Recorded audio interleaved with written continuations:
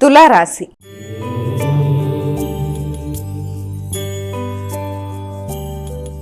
అమ్మా, తులారాశి వారికి ఎలా ఉంది ఈరోజు? తులారాశి వాళ్ళు అధిక శ్రమతో అనుకున్న పనులు సాధించడానికి ప్రయత్నం చేస్తారు.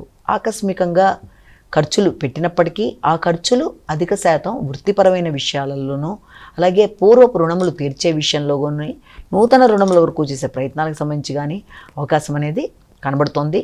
చేసే ఖర్చులు ఏదైనా అది ఉపయోగకరంగా ఉండడం, సద్వినియోగపడడం వల్ల మీకు ప్రశాంతంగా అనుకూలంగా ఉండే అవకాశం అనేది కనబడుతోంది. నూతన రుణములు చేసైనా పూర్వపు రుణాలు తీర్చడానికి ప్రయత్నాలు లాంటివి ఒకటి చేస్తారు. రోగనిరోధక శక్తి అనుకూలంగా ఉంటుంది. వృత్తిపరంగా గౌరవం పెరుగుతుంది. వృత్తిలో నూతన వ్యక్తుల పరిచయాలు, వారి యొక్క సలహా సంప్రదింపులతో ముందుకు వెళ్ళడం, అన్ని విధాల అభివృద్ధి కొరకు మీరు తీసుకునే నిర్ణయాలు అనుకూలంగా ఉంటాయి.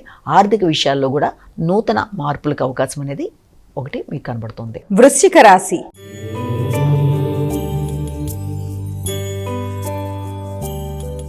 అమ్మా, వృశ్చిక రాశి వారికి ఎలా ఉంది ఈరోజు? వృశ్చిక రాశి వాళ్ళు ఆర్థిక సంబంధమైన విషయాలలోనూ, సంతాన వర్గం అభివృద్ధిలోనూ, పెట్టుబడులకు సంబంధించిన విషయాల్లోనూ నూతన నిర్ణయాలు తీసుకోవడానికి చేసే ప్రయత్నాలు చాలా వరకు అనుకూలంగా ఉంటాయి.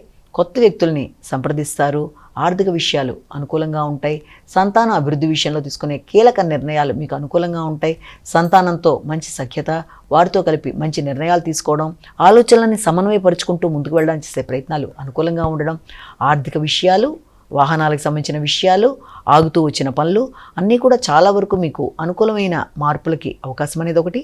ఆధ్యాత్మిక ప్రదేశాలను సందర్శించడానికి చేసే ప్రయత్నాలు, అలాగే ఉన్నత స్థాయి వ్యక్తుల యొక్క సహకారంతో పనులు పూర్తి చేసుకోవడానికి చేసే పనులకి అవకాశాలు లాంటివి కూడా ఇక్కడ మీకు గోచరిస్తున్నాయి. జ్ఞాపక శక్తి విషయంలో మాత్రం తగిన జాగ్రత్తలు తీసుకుంటూ ముందుకు వెళ్ళాలి. ధనస్సు రాశి.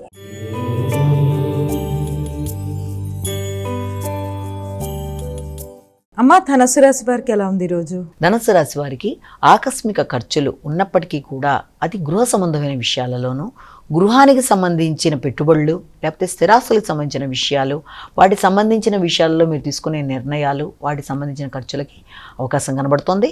అలాగే తల్లి, కుటుంబ సభ్యులు, గృహ వాతావరణం, గృహంలో మార్పులు మొదలైన వాటి కొరకు, గృహానికి సంబంధించిన చిన్నపాటి రిపేర్లకి మొదలైన వాటికి కూడా అవకాశాలు లాంటివి కనబడుతున్నాయి.